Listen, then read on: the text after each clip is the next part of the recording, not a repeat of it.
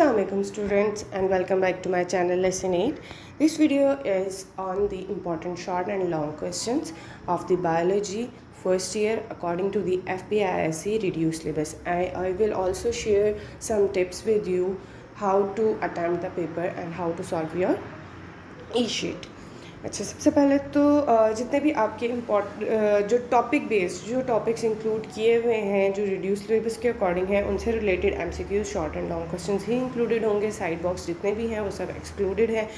तो आपका कोर्स जो है वो काफ़ी लिमिटेड हो चुका है। बायोलॉजी फर्स्ट ईयर की as compare to second year थोड़ी सी टफ़ है और एज़ कम्पेयर टू जो 9th-10th में आप पढ़ते थे थोड़ी सी टफ़ है क्योंकि इसमें चैप्टर्स और डिटेलिंग्स काफ़ी ज़्यादा है। लेकिन जो रिड्यूस हुआ है सिलेबस उसमें काफ़ी कुछ लिमिटेड कर दिया गया है। तो सबसे पहले हम बात करते हैं सेल स्ट्रक्चर एंड फंक्शन की। सेल स्ट्रक्चर और फंक्शन में जो सेल वॉल और प्लाज्मा मेम्ब्रेन है ये इंक्लूडेड है। इसमें प्लाज्मा मेम्ब्रेन बहुत ज़्यादा इंपॉर्टेंट है लॉन्ग पॉइंट ऑफ व्यू से, और सेल मेम्ब्रेन जो है उसमें जस्ट अगर आप देखें तो सिर्फ डिफरेंसेस आ जाते हैं उसकी प्राइमरी, सेकेंडरी और मिडल लेयर्स की। साइटोप्लाज्म एंड ऑर्गेनेलीज सारी आप पढ़ लें, शॉर्ट में से किसी भी एक ऑर्गेनेल के ऊपर नोट आ जाता है, या लॉन्ग में जो है वो न्यूक्लियस के ऊपर माइटोकॉन्ड्रिया, साइटोप्लाज्म या जो है साइटोकाइंस, ये ज़्यादा इंपॉर्टेंट है, इन पे आ जाता है। प्रोकैरियोट्स एंड यूकैरियोट्स सेल का डिफरेंस आपको पता होना चाहिए कि प्रोकैरियोट्स में और यूकैरियोट्स में न्यूक्लियस में क्या डिफरेंस है, इनके राइबोसोम सब यूनिट्स जो हैं उनमें क्या डिफरेंस है। मतलब इसी तरह से 2-3-4 पॉइंट्स इनकी सेल वॉल, सेल मेम्ब्रेन किसकी बनी हुई होती है, ये डिफरेंसेस आपको पता होने चाहिए। Biological molecules, one more important thing is that कि जितने भी आपके बोल्ड लेटर वर्ड्स हैं मोस्टली आपका जो एमसीक्यूज़ बनता है, अगर चैप्टर के एंड के जो एमसीक्यूज़ हैं उनमें से नहीं आ रहा तो वो जो अब चैप्टर के बीच में जो बोल्ड वर्ड्स हैं उन्हीं को, हाईलाइटेड वर्ड्स को एमसीक्यूज़ में यूज़ किया जाता है। तो उन हाईलाइटेड वर्ड्स की जो स्टेटमेंट है उनको आपने अच्छे से पढ़ना है ताकि कोई भी एमसीक्यू अगर आता है आपका तो आप उसको सॉल्व कर सको। देन बायोलॉजिकल मॉलिक्यूल्स में कार्बोहाइड्रेट्स, इसमें पॉलीसैकेराइड्स जो है वो उनकी एग्जांपल्स जस्ट एक्सक्लूडेड है, रिमेनिंग आपका इंक्लूड है। तो तीनों ओलिगोसैकेराइड, मोनोसैकेराइड एंड पॉलीसैकेराइड, इन तीनों का डिफरेंस आपको आना चाहिए। प्रोटीन्स की क्लासिफिकेशन बहुत ज़्यादा इंपॉर्टेंट है, और स्ट्रक्चर्स में आपको पेप्टाइड लिंकेज का पता होना चाहिए कि कैसे जो है वो बॉन्ड उनके दरमियान में फॉर्म हो रहा होता है अमीनो एसिड्स के। And then role of protein जो है वो जनरल सिंपल सा है जो कि मोस्टली लोगों को पता ही होता है। अबाउट लिपिड्स में जो है properties of fatty acids is important. बाकी वैक्स, टर्पीन्स, स्टीरॉइड्स, प्रोस्टाग्लैंडिन्स ये तो एक्सक्लूड ही हैं, तो इनके स्ट्रक्चर्स वगैरह पहले आया करते थे लेकिन अब ये एक्सक्लूडेड है। तो इसमें जैसे आप प्रॉपर्टीज़ के ऊपर फैटी एसिड्स ही फोकस करें, और जो एसाइल ग्लाइस्ट्रोल का स्ट्रक्चर की फॉर्मेशन है या ट्राइग्लिसराइड की फॉर्मेशन है उसके इक्वेशन और उसका रिएक्शन आपको आना चाहिए। न्यूक्लिक एसिड की बात करें तो न्यूक्लिक एसिड में सबसे ज़्यादा इंपॉर्टेंट है Watson and Crick model of the DNA and concept of gene का छोटा सा टॉपिक है तो ये आप इजीली कर लेंगे। आरएनए भी आपको पता होना चाहिए क्योंकि नेक्स्ट आपकी सेकेंड ईयर में जो है वो ट्रांसक्रिप्शन, ट्रांसलेशन, जीन थेरापीज़, ये बहुत ज़्यादा आपका एक्सटेंसिव जो है ना चैप्टर है, तो ये चीज़ आपको बहुत अच्छे से आनी चाहिए। ओके, देन एंजाइम्स का छोटा सा चैप्टर है, बहुत इजी सा है। इसमें एंजाइम्स इनहिबिशन जो है, competitive and non competitive inhibitors, ये लॉन्ग पॉइंट ऑफ व्यू से इंपॉर्टेंट है। बाकायदी मैकेनिज्म ऑफ एंजाइम एक्शन भी है, आपने पहले भी पढ़ा हुआ है, वही सारी चीज़ें हैं रिवाइज हो जाएंगी। सिर्फ जो न्यू थिंग थी इसमें कंपटीशन थी, और competitive inhibitors and non competitive inhibitors is bit important for the long point of view. अच्छा, बायोएनर्जेटिक्स इंतहाई इंपॉर्टेंट मेजर चैप्टर है। मोस्टली स्टूडेंट्स जो है इसको स्किप करने की कोशिश करते हैं, कॉम्प्लिकेटेड लग रहा होता है, लेकिन ये बहुत इंपॉर्टेंट चैप्टर है। फोटोसिंथेसिस भी, सेलुलर रिस्पायरेशन में, Krebs cycle, electron transport chain, chemiosmotic, मतलब आगे आप लोगों ने इंटी टेस्ट देने, इंटी टेस्ट में मेजर जो पार्ट आ रहा होता है वो बायोएनर्जेटिक्स से आ रहा होता है। आप मेडिकल की किसी भी फील्ड में जाते हैं, अगर आप MBBS भी ना करें, आप किसी और फील्ड में जाएँ, BDS, DPT, फार्मेसी, किसी भी फील्ड में अगर आप जाते हैं तो वहाँ पे आपको सेकंड थर्ड सेमेस्टर में अगेन यही चीज़ें बायोएनर्जेटिक्स की, फोटोसिंथेसिस की, स्पेशली सेलुलर रिस्पायरेशन आपको पढ़ाया जाता है। अगेन वही चीज़ें आपको पूरी फिर जो है ना केमिस्ट्री होती है, बायोकेमिस्ट्री होगी, बायोएनर्जेटिक्स होगी, ये चीज़ें किसी भी मेडिकल की फील्ड में जाएंगे आपको लाजमी करनी पड़ेंगी दोबारा, और बहुत ज़्यादा डिटेल में करनी पड़ेंगी। तो इनके ऊपर आपने अच्छे से ग्रिप करनी है। इसमें सबसे ज़्यादा light independent phase, then mechanism of aerobic respiration, oxidation of the pyruvates, ये सब आपको बहुत अच्छे से आने चाहिए। नो चॉइसेस हेयर, पेपर में कुछ भी आ सकता है, लॉन्ग में आ सकता है, शॉर्ट में आ सकता है, लॉन्ग में तो मस्ट आता ही है इस चैप्टर में से। ए सेलुलर लाइफ, ये भी थोड़ा सा इंटरेस्टिंग चैप्टर है, आसान सा चैप्टर है। इसमें बैक्टीरियोफेज है, structure of bacteriophage, life cycle of bacteriophage, infection का प्रोसेस है, रेप्लिकेशन है बैक्टीरियोफेज की। तो इसमें लाइजोजेनिक साइकिल और लाइटिक साइकिल ये काफ़ी इंपॉर्टेंट है। और बैक्टीरियोफेज का लाइफ साइकिल, ये इसकी डायग्राम्स, इसके फ्लो चार्ट आप अच्छे से कर लें। बायो में मेजर जो चीज़ है वो ये, और आपके पास जो प्लस पॉइंट होता है मार्क्स गेन करने का वो ये कि आप डायग्राम्स बनाएं पेपर में।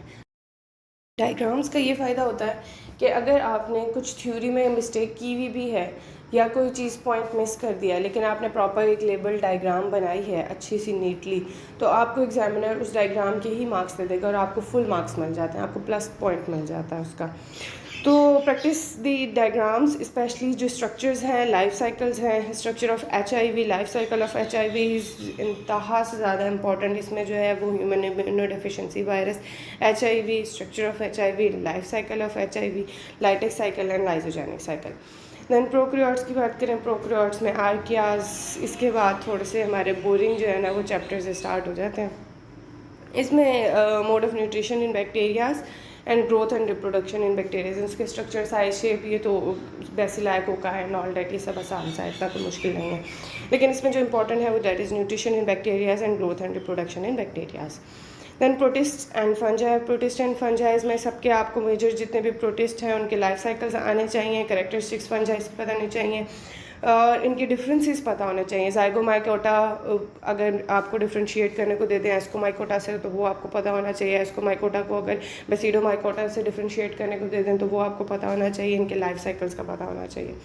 डाइवर्सिटी अमंग प्लांट्स, अच्छा फंजाई के चैप्टर में भी आप ये कर लें कि फ्लो चार्ट्स और डायग्राम्स जितनी हैं उनको बहुत अच्छे से कर लें। अगर क्वेश्चन आ जाता है तो उसमें आपको करेक्टरिस्टिक्स उनकी पता हो मेजर, और उनकी डायग्राम आप बना दें तो आपको मार्क्स मिल जाएंगे। डाइवर्सिटी अमंग प्लांट्स, डाइवर्सिटी में जिम्नोस्पर्म्स एंड एंजियोस्पर्म्स, इनके भी लाइफ साइकिल्स बहुत इंपॉर्टेंट है। बाकी जो लीफ की एवोल्यूशन वाला जो टॉपिक है वो इम्पॉर्टेंट है। एवोल्यूशन ऑफ लीफ में 3 जो है हाइपोथेसिस हैं, तीनों हाइपोथेसिस को अच्छे से कर लें, ये भी शॉर्ट में पूछ लेते हैं। डाइवर्सिटी अमंग एनिमल्स, एनिमल्स को भी इन्होंने बहुत शॉर्ट कर दिया है। करेक्टरिस्टिक्स एनिमल्स की सबको ऑलमोस्ट पता है, लेकिन आपने पढ़नी है क्योंकि थोड़ा सा हाई लेवल है। इसमें जो फोकस रखना है अपना उनकी क्लासिफिकेशंस के ऊपर और उनकी जो करेक्टरिस्टिक्स हैं उनके ऊपर। तो ये लिमिटेड कर दिया है, इस चैप्टर में से भी किसी न किसी एक क्लास के ऊपर जो है वो नोट आ जाता है, शॉर्ट में भी लॉन्ग में भी। And forms and functions in plants, यहाँ से अगर मैं एक इम्पॉर्टेंट टॉपिक चूज़ करूँ तो vernalisation for short point of view या objective point of view, tissues for growth, apical and lateral meristems, ये इंपॉर्टेंट है। Opening and closing of stomata बहुत इंपॉर्टेंट है लॉन्ग पॉइंट ऑफ व्यू से। इसमें जो पोटेशियम की गेट्स का और इनफ्लक्स और आउटफ्लक्स वाली टॉपिक है वो इम्पॉर्टेंट है। और uptake of water by roots and pathways, ये इंपॉर्टेंट है। एंड देन डाइजेशन, डाइजेशंस में एलिमेंट्री कैनाल पूरी इंक्लूडेड है। स्टमक या इंटेस्टाइन्स का कोई भी पार्ट जो है वो दे देते हैं, कोई भी स्टेप दे देते हैं। इसकी एक्सरसाइज बहुत अच्छे से कर लें क्योंकि इसकी एक्सरसाइज में काफ़ी रीजनिंग क्वेश्चंस हैं। लाइक HCl रिलीज़ होता है स्टमक से, उसकी pH 1.2 है, वो अपनी ही लाइनिंग को क्यों डिस्टर्ब नहीं करता। फिर स्टमक में एसिडिक pH होती है, इंटेस्टाइन में बेसिक pH होती है, कार्बोहाइड्रेट्स एब्जॉर्ब होते हैं बेसिक pH में, प्रोटीन्स एब्जॉर्ब होते हैं एसिडिक pH में। तो इस तरह के बहुत सारे पॉइंट्स हैं कि क्यों ऐसा हो रहा होता है, कि क्यों उसकी एब्जॉर्प्शन जो है वो स्टमक में नहीं हो रही कार्बोहाइड्रेट्स की, क्यों प्रोटीन्स की एब्जॉर्प्शन माउथ में नहीं हो रही, क्यों प्रोटीन्स की एब्जॉर्प्शन इंटेस्टाइन में हो रही है। इसी तरह से बहुत सारे इसमें से एक ही बात में से 10-12 जो है वो रीजनिंग क्वेश्चंस बन सकते हैं। तो इसकी एक्सरसाइज के जो इंपॉर्टेंट क्वेश्चंस हैं वो बहुत अच्छे से करें क्योंकि इसमें से ज़्यादातर स्ट्रेट फॉरवर्ड क्वेश्चंस नहीं आते, घुमा फिरा के रीजनिंग क्वेश्चंस आते हैं। सर्कुलेशन, हार्ट, ऑब्वियसली मेडिकल के स्टूडेंट्स हैं, मेडिकल के स्टूडेंट्स को अगर हार्ट रेट नहीं आता, हार्ट का स्ट्रक्चर नहीं आता, पल्स रेट नहीं आता तो मेडिकल उसका बेकार है। क्योंकि आपने देखा होगा कि सबसे ज़्यादा जब भी कोई बीमार होता है उसके पल्स चेक की जाती हैं, उसका BP चेक किया जाता है, हार्ट रेट चेक किया जाता है। डॉक्टर्स के पास भी जाएँ तो स्टेथोस्कोप वो लेके नर्सिस डॉक्टर्स सब ले फिर रहे होते हैं कि सिर्फ जस्ट बिकॉज कि उनको हार्ट का मैकेनिज़्म आना चाहिए, आपको नॉर्मल रेंजेस का पता होना चाहिए, स्ट्रक्चर्स आपको हार्ट का बहुत अच्छे से है, हार्ट बीट है, कंट्रोल है, ब्लड वेसल्स है, लिम्फेटिक सिस्टम आपको आना चाहिए। मोस्ट इंपॉर्टेंट टॉपिक जैसे मैंने बताया था कि बायोएनर्जेटिक्स मोस्ट इंपॉर्टेंट है, इसी तरह से सर्कुलेशन भी बहुत ज़्यादा इंपॉर्टेंट है। फिर इम्यून सिस्टम भी छोटा सा आसान सा टॉपिक है, चैप्टर है। इसके अंदर first line defence, skin, digestive tract, air pathway, मतलब इसमें कोई रॉकेट साइंस है सच नहीं है। तो सेकंड लाइन डिफेंस में नॉन स्पेसिफिक डिफेंस है, इसमें B cells, T cells important है, इन्फ्लेमेटरी रिस्पॉन्स बहुत ज़्यादा इंपॉर्टेंट है।